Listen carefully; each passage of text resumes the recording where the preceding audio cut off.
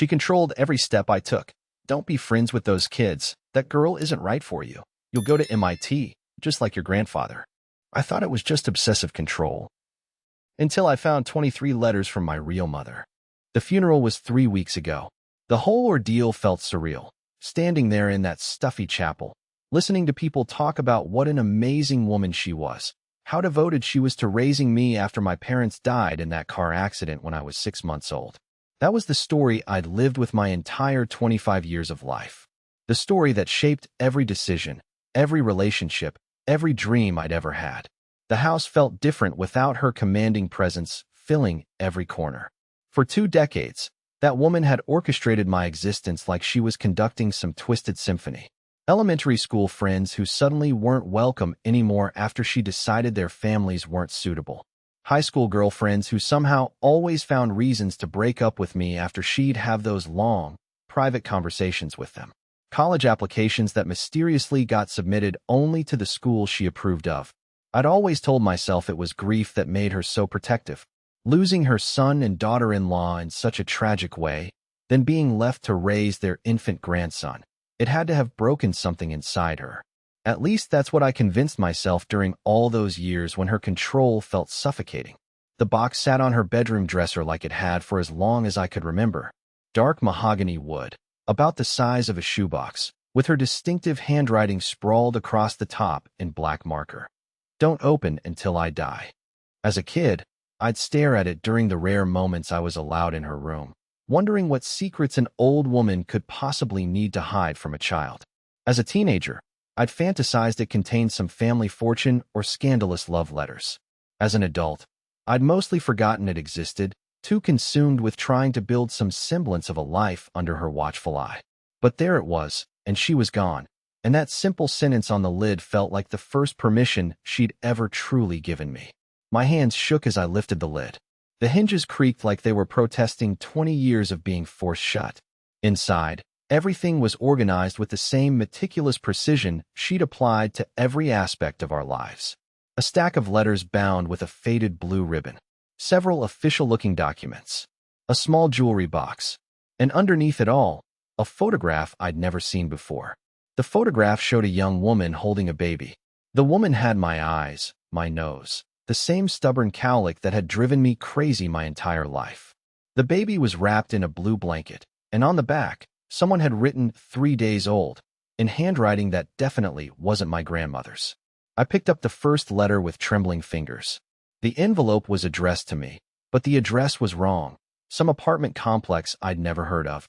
The return address made my heart stop. It was from a women's shelter 2 states over, dated just 3 months after my supposed birth date.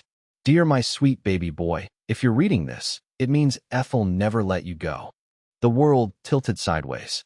I had to read that first line 4 times before the words actually penetrated my brain. Ethel. That was my grandmother's name, but this letter was written like she was a stranger, like she was someone to be feared. I don't know if you'll ever see these words, but I have to keep writing them.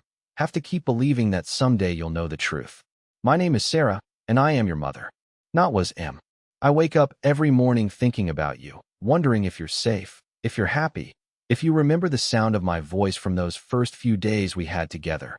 My legs gave out. I sank onto my grandmother's perfectly made bed, the letter clutching in my hands like a lifeline I wasn't sure I wanted to grab.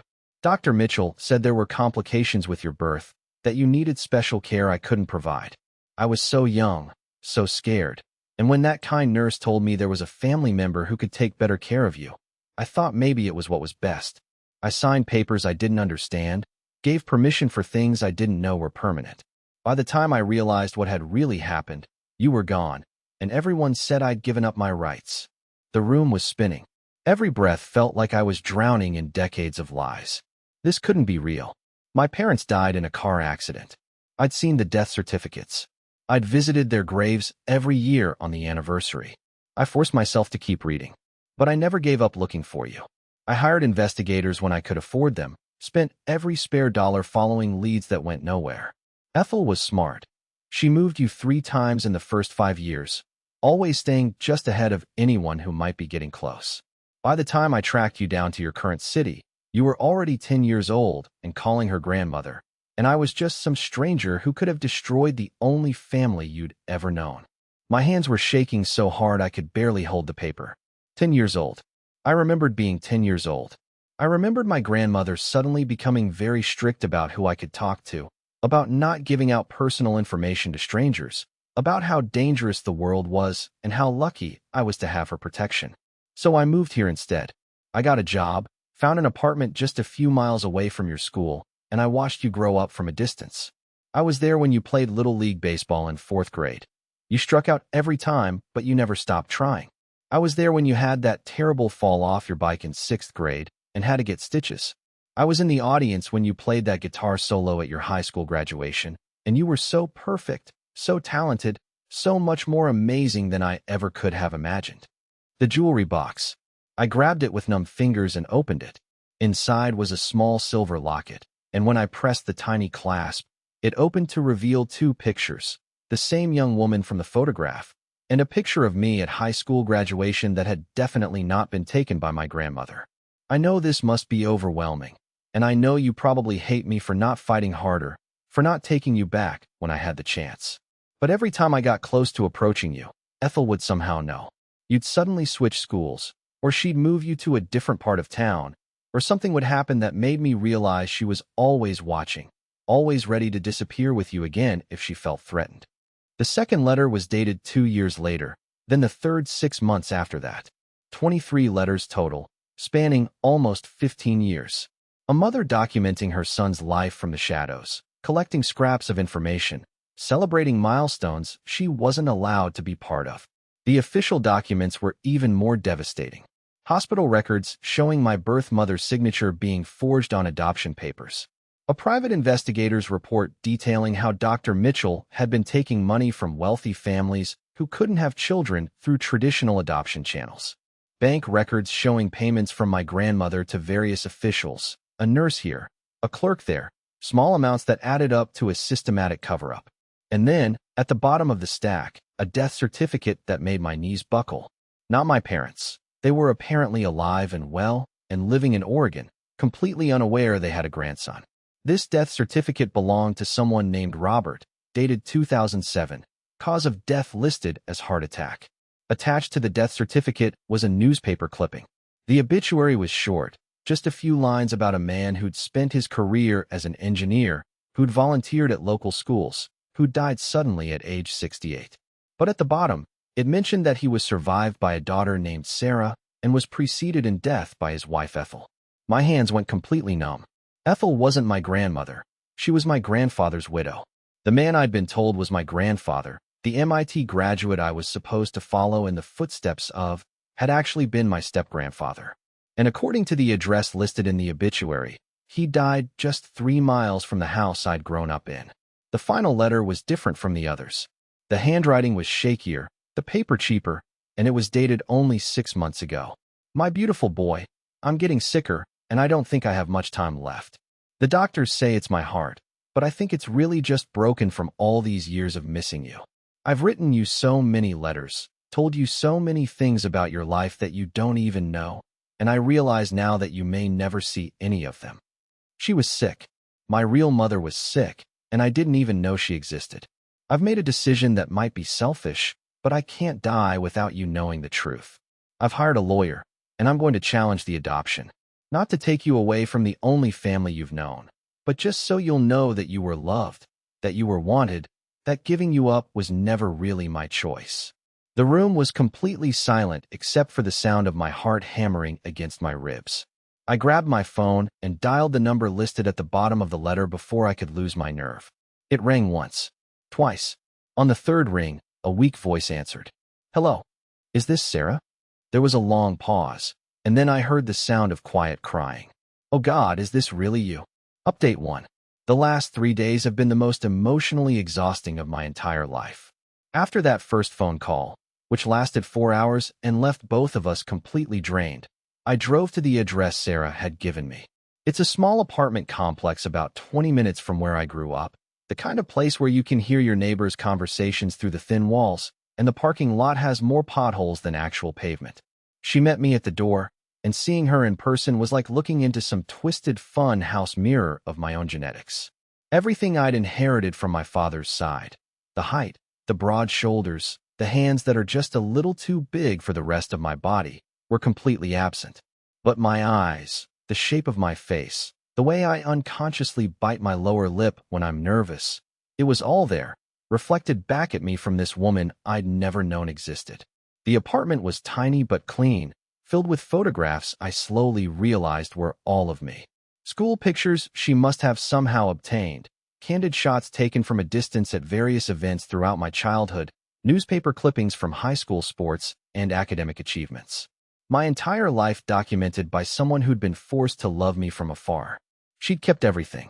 Every report card she'd managed to get copies of, every school program I'd been mentioned in, even a copy of my college application essay that I have no idea how she obtained. 25 years of motherhood experienced through stolen glimpses and public records requests. The story she told me filled in gaps I hadn't even realized existed. My real father wasn't dead. He was a college boyfriend who'd disappeared when she told him she was pregnant. Her parents had kicked her out when she refused to get an abortion, so she'd been living in a women's shelter, trying to figure out how to support a baby with no education, no family support, and no resources. That's when Ethel showed up. Not as my grandmother, but as a stranger claiming to work for a family services agency.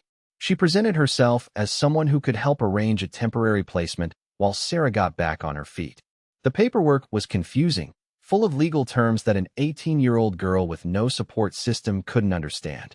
Sarah thought she was signing up for some kind of fostering arrangement, maybe for a few months while she found stable housing and a job. Instead, she'd unknowingly signed away her parental rights to a woman whose own son had died in infancy decades earlier, a woman who'd been trying to find a replacement child ever since. The truth about my supposed parents was even more twisted. They were real people, Ethel's son and daughter-in-law, but they died in a car accident 15 years before I was born. Ethel had been using their identities as my parents all these years, had created this elaborate fictional history where I was their miraculous survivor. She'd even made fake death certificates, fake insurance documents, fake everything to support the lie. And my real grandfather, Robert, had been searching for us the entire time. After Ethel took me, she'd disappeared from her old life completely. Changed her name, moved across the country, became someone else entirely. Robert had hired private investigators, spent his retirement savings following false leads, and had actually tracked us down about 5 years ago. That's when the really sick part became clear. He'd been living just a few miles away, had gotten a job at the grocery store where Ethel shopped, had been trying to figure out how to approach the situation without traumatizing me. He'd seen me dozens of times over those last few years of his life, had watched me grow up, had probably been working up the courage to tell me the truth when his heart attack killed him. Sarah showed me a box of his things that she'd inherited. Letters he'd written but never sent, photographs he'd taken of me from a distance, even a birthday card he'd bought for my 18th birthday, but never had the chance to give me.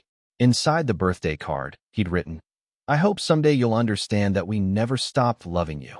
The worst part was realizing how many times I'd probably seen him without knowing. There'd been this older man at the grocery store who'd always seemed to smile at me a little too warmly, who'd sometimes make small talk about school or ask how I was doing. I'd always thought he was just a friendly old guy, maybe a little lonely. Instead, he was my grandfather, spending his final years watching his stolen grandson from across a checkout counter, dying with the secret of my real identity. By the time Sarah finished telling me everything, I was completely hollow inside. Not angry, not sad, just empty. Like someone had reached inside my chest and scooped out everything I'd thought I knew about myself. The legal situation is complicated. Ethel had been smart about covering her tracks, and most of the people involved in the original deception are either dead or have disappeared. Sarah's lawyer says we could probably prove fraud, but it would take years and wouldn't accomplish much beyond satisfying our need for justice. The statute of limitations has run out on most of the crimes, and Ethel's death makes prosecution impossible anyway. What hurts most is thinking about all the years we lost. All the birthdays, Christmases, graduations, and ordinary Tuesday afternoons that could have been ours. Sarah missed my first steps, my first words, my first day of school, my first heartbreak, my first job interview, every single milestone that makes up a childhood. But she remembered all my birthdays anyway. Every year, She'd light a candle and sing happy birthday to an empty room, hoping that somehow, somewhere, I could feel that I was loved. I've been staying at her apartment for the past 2 days, and we're both trying to figure out how to build a relationship from scratch at 25 years old. It's awkward and painful and beautiful all at the same time. She keeps apologizing for things that weren't her fault, and I keep having to resist the urge to call her by her first name instead of anything that sounds familial. The hardest part is that I can't even be angry at Ethel anymore. She's dead, beyond the reach of my rage or my need for answers. All I can do is sit with the reality that the woman who raised me, who controlled every aspect of my life, who claimed to love me more than anything in the world, built that love on a foundation of lies and theft. But I'm also starting to understand why she did it. Not excuse it, but understand it. She'd lost her own child, had probably been consumed by grief for decades, and when the opportunity came to fill that hole in her life, she took it without thinking about the consequences for anyone else. In her mind, she probably convinced herself that she was rescuing me from an unstable situation, giving me a better life than an 18-year-old single mother could provide. The truth is more complicated than that, but grief makes people do impossible things. Update 2.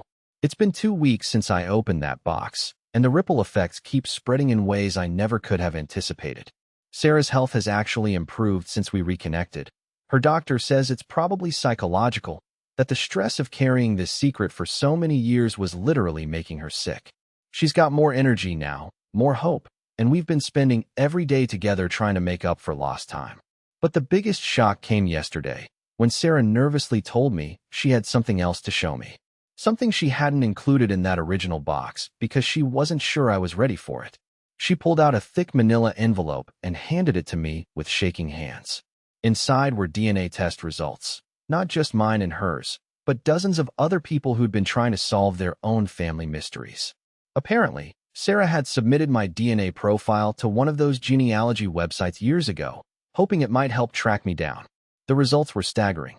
Not only did they confirm that Sarah was indeed my biological mother, but they'd connected me to an entire extended family I never knew existed. Cousins, aunts, uncles, even a few half-siblings from my biological father's side. People who'd been looking for missing family members, trying to fill in gaps in their own family trees. But the real bombshell was at the bottom of the stack. A message from someone named David, dated just 3 months ago, asking if I was the baby who'd gone missing from a hospital in 1998. Apparently, my biological father hadn't just disappeared. He'd been trying to find me too. David turned out to be my half-brother, 2 years older than me, and when I called the number he'd left, the conversation was even more surreal than my first call with Sarah. My biological father had spent years believing that Sarah had given me up for adoption and wanted nothing to do with him. He tried to find us, but every lead had gone cold, and eventually he'd assumed we'd both moved on with our lives. He'd gotten married, had 2 more kids, built a decent life for himself, but never stopped wondering about his first son. When DNA testing became popular, his other children had convinced him to submit a sample, just in case it might connect him to any unknown relatives. We arranged to meet 3 days later at a coffee shop halfway between our cities. Walking in and seeing him was like looking at myself 30 years in the future. Same build, same hands, same nervous habit of running his fingers through his hair when he's uncomfortable. His other kids were there too, and they welcomed me into their family like I'd just been on an extended vacation instead of missing for 25 years. The conversation was awkward at first, but not in the way I'd expected.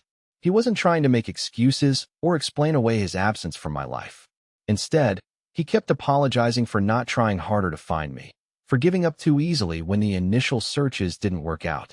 He'd brought photo albums showing his life over the past 25 years, including pictures of my half-siblings growing up, family vacations I'd missed, graduations and birthdays and Christmas mornings that could have included me.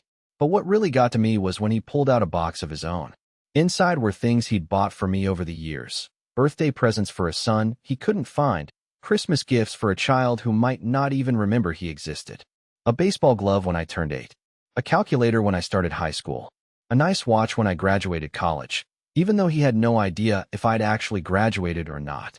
He'd been carrying the guilt of losing me for my entire life, convinced that if he'd been more mature, more responsible, more insistent about staying involved, none of this would have happened. He'd named his second son after me, had told both his kids about their missing older brother, had kept a place for me in his family even when he didn't know if I was alive or dead. The kids, my half-siblings, were incredible. They'd grown up knowing they had a brother out there somewhere, and they'd made up stories about what I might be like, what I might be doing, whether I'd ever come home. They'd saved money to hire their own private investigator when they got older, had been planning to make their own search for me when the DNA results came through. Meeting them felt like stepping into an alternate version of my life. These were people who shared my sense of humor, my interests, my way of looking at the world. We had the same taste in music, the same political views, the same weird habit of eating pizza with a fork. It was like discovering that all the quirks I'd thought made me different from Ethel weren't defects to be corrected. They were family traits, genetic inheritances from people who actually understood me. But integrating all these new relationships while processing the trauma of the past few weeks has been overwhelming. I've had to take time off work, had to cancel social plans, had to basically put my entire life on hold while I figure out who I am now that everything I believed about my identity has been shattered. My friends have been supportive but confused. How do you explain to someone that your entire origin story was a lie? That the woman you called grandmother was actually a stranger who stole you from your real family? That you have parents and siblings and cousins you never knew existed? Most people just stare at me with this mixture of fascination and horror, like I'm telling them about something they saw in a movie instead of something that actually happened to my life. The practical aspects are complicated too. Sarah wants me to move closer to her, understandably wants to make up for all the lost time while she still can. My biological father and his family are pushing for the same thing, want me to relocate to their city so we can build relationships properly. But I've got a job, an apartment, a life here that took me years to build under Ethel's controlling influence. And then there's the guilt. I keep thinking about all the times I complained about Ethel's overprotectiveness, all the times I rolled my eyes at her controlling behavior, all the times I wished I could escape from her suffocating love. She was horrible for what she did, but she was also the only parent I knew for 25 years. She fed me, clothed me, sent me to college, nursed me through illnesses, celebrated my achievements, and loved me in the only way she knew how. The truth is, I wouldn't be the person I am today without her influence, both good and bad. The work ethic, the determination, the ability to succeed in challenging situations, those are all things she instilled in me, even if her methods were completely wrong. I can hate what she did while still acknowledging that she shaped me into someone I'm actually proud to be. But I'm also starting to see how her control damaged me in ways I'm only now beginning to understand. The way I automatically defer to authority figures, the way I struggle to make decisions without external validation, the way I've never been able to maintain a serious romantic relationship because I'm always waiting for the other person to disappear. These are all scars from growing up under someone who treated love as a form of ownership. The strangest part is that I keep wanting to call her, keep wanting to confront her about all of this, keep wanting some kind of resolution or explanation or apology. But she's dead, and death is the ultimate conversation ender. All I can do is sit with my anger and my confusion and my grief for the grandmother who never existed in the childhood that was stolen from me. Sarah and I have started going through Ethel's house together, sorting through decades of accumulated possessions, looking for any other secrets that might be hidden away. It's like archaeological excavation, peeling back layers of lies to try to find whatever truth might be buried underneath. We found more forged documents, more fake records, more evidence of how carefully she'd constructed this alternate reality. But we've also found things that suggest she genuinely cared about me. School projects she'd saved, pictures she'd taken, little notes she'd written about my achievements and milestones. The love was real, even if everything else was built on deception. Final update. It's been 3 months since I opened that box, and I'm finally starting to feel like I have solid ground under my feet again. The initial shock has worn off, replaced by a quieter kind of sadness mixed with genuine hope for the future. Sarah and I have developed a routine that works for both of us. I drive over to her apartment every Sunday, and we spend the day together, sometimes talking about the past, sometimes just watching movies or cooking dinner together like a normal mother and son. She's teaching me family recipes I never knew existed, telling me stories about my grandparents and great-grandparents, filling in the cultural heritage that Ethel erased when she stole me. Her health has continued to improve dramatically. The doctors are amazed by her progress, and she keeps joking that finding me was better medicine than anything they could have prescribed. She's gained weight, has more energy, and has started talking about traveling to places she always wanted to see, but never felt she could leave town while she was still searching for me. My relationship with my biological father and half-siblings has been more complicated but equally rewarding. We video chat regularly, and I've visited them twice. It's strange building adult relationships with people who should have been part of my entire life, but we're all committed to making it work. My half-brother is planning to move to my city for work next year, which feels like a gift I don't deserve but am grateful to receive. The legal situation has resolved itself in an unexpected way. Sarah's lawyer discovered that Ethel had been receiving Social Security survivor benefits for her deceased son, my supposed father, for 25 years. Since those benefits were obtained through fraud, there's going to be a substantial settlement from the government. Sarah wants to split the money with me, but I've convinced her to keep most of it for herself. She deserves compensation for all those years of suffering, and she needs financial security for her medical care. I've used my portion to set up a scholarship fund at the local community college for single mothers trying to finish their education. It seemed like the right way to honor what Sarah went through, and maybe prevent other young women from being in such vulnerable positions that someone like Ethel could take advantage of them. The biggest surprise has been how this experience has changed my perspective on everything else in my life. The job I was lukewarm about suddenly seems more interesting when I realized I chose it myself instead of following some predetermined path Ethel had mapped out for me. The apartment I'd been planning to move out of feels like home now that I know it's truly mine. Even my failed relationships make more sense when I understand why I've always struggled with trust and intimacy. I've started dating someone new, a woman I met at a coffee shop who knows the entire story and somehow isn't scared off by the complexity of my family situation. For the first time in my life, I'm approaching a relationship without wondering if the other person will mysteriously decide I'm not worth their time. Having a real family, people who chose to love me and fight for me, has given me a foundation of self-worth I never had before. The house where I grew up is being sold. Sarah and I finished cleaning it out last month, and we found one more surprise tucked away in the basement. A photo album filled with pictures of me and my real family from those first few days after I was born. Ethel had kept them all these years, hidden away like evidence of a crime she couldn't quite bring herself to destroy completely. Looking through those pictures was the closest thing to closure I'm likely to get. There were photos of Sarah holding me in the hospital, of my grandfather Robert visiting us during those first few days, of my biological father awkwardly trying to figure out how to hold a newborn baby. I could see the love in everyone's faces, could see how happy they all were before Ethel tore everything apart. But I could also see the exhaustion in Sarah's eyes, the uncertainty, the fear of an 18-year-old girl trying to figure out how to be a mother with no support system. I don't think Ethel was lying when she convinced herself that she was saving me from an unstable situation. The tragedy is that instead of helping Sarah become the mother she wanted to be, Ethel chose to replace her entirely. The ripple effects of that decision affected dozens of people over 25 years. Sarah's parents, who spent decades regretting kicking their daughter out and never got the chance to know their grandson. Robert, who died still searching for his stolen family.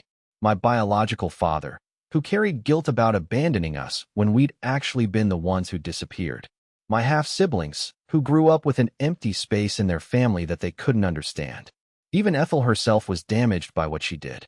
She must have lived in constant fear that the truth would come out, must have spent 25 years looking over her shoulder, ready to run at the first sign that someone was getting too close to the real story.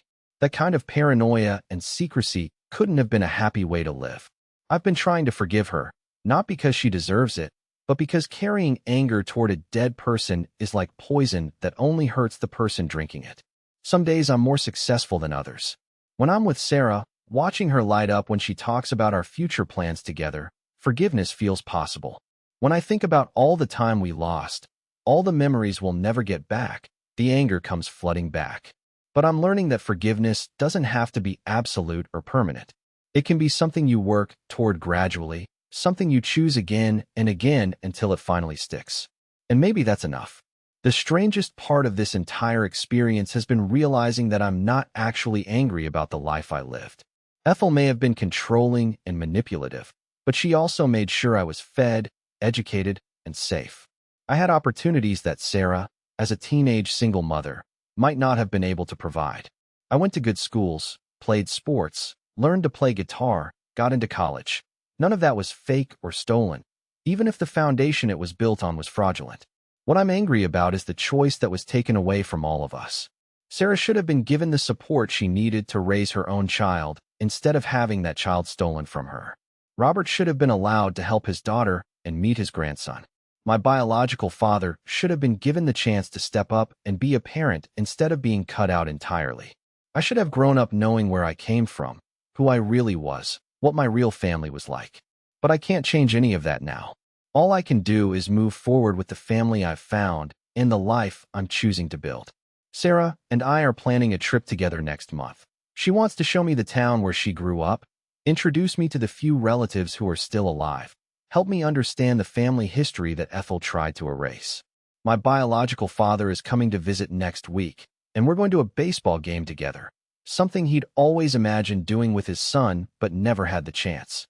My half-siblings and I have started a group chat where we share photos and jokes and all the mundane details of daily life that normal families take for granted. It's not the childhood I should have had, but it's the family I have now, and that feels like enough. More than enough, actually. It feels like a miracle I don't deserve, but am grateful to receive every single day. The box is empty now, all its secrets revealed, all its pain processed and integrated into something that feels like healing. But I've kept it anyway, sitting on my dresser where I can see it every morning when I wake up. Not as a reminder of what was hidden from me, but as a symbol of what's possible when the truth finally comes to light. Sometimes the most important conversations are the ones we have with people we've never met, through letters that were never meant to be read, across years of separation and loss and hope that refuse to die. Sometimes love finds a way to survive even when everything else falls apart. And sometimes, if you're very lucky, opening one box of secrets leads to opening your entire life to possibilities you never knew existed.